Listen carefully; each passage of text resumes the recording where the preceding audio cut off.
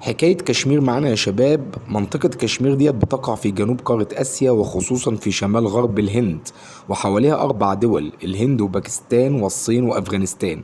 لكن الصراع عليها كان ما بين دولتين فقط، دولة الهند وباكستان. طبيعتها الجغرافية هي منطقة جبلية، وعندها مناظر جميلة وغابات طبيعية، وهي جزءا من جبال الهيمالايا، وتعتبر أعلى الجبال في قارة آسيا.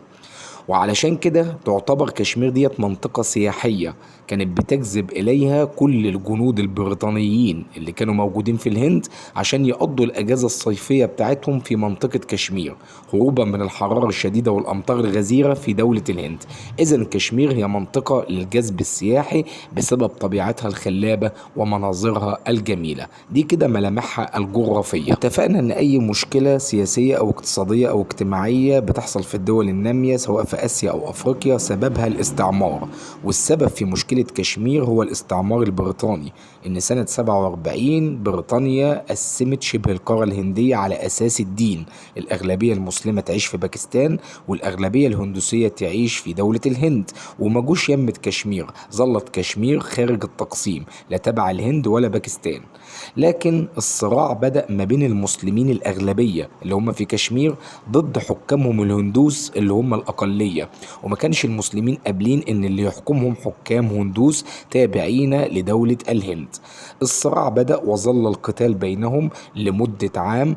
المسلمين اللي موجودين في كشمير استعانوا بجيش باكستان، والهندوس الحكام استعانوا بجيش الهند، وبدأت الحرب الباكستانية الهندية داخل أرض كشمير بين الهند وباكستان، واستمرت لمدة عام واحد إلى أن تدخلت الأمم المتحدة ومجلس الأمن اللي هو ليه كده دور إيجابي، وأمر بوقف القتال.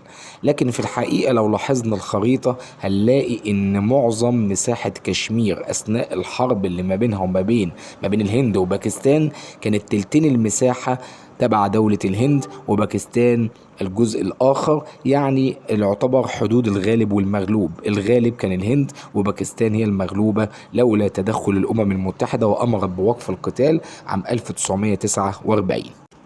ورغم كل المساعي اللي عملتها الأمم المتحدة لوقف القتال، لكن الصراع والنزاع والحرب ما بين الهند وباكستان فضلت مستمرة لحد ما الأمم المتحدة تدخلت للمرة الثانية وقدمت مقترحات إيجابية لحل مشكلة كشمير.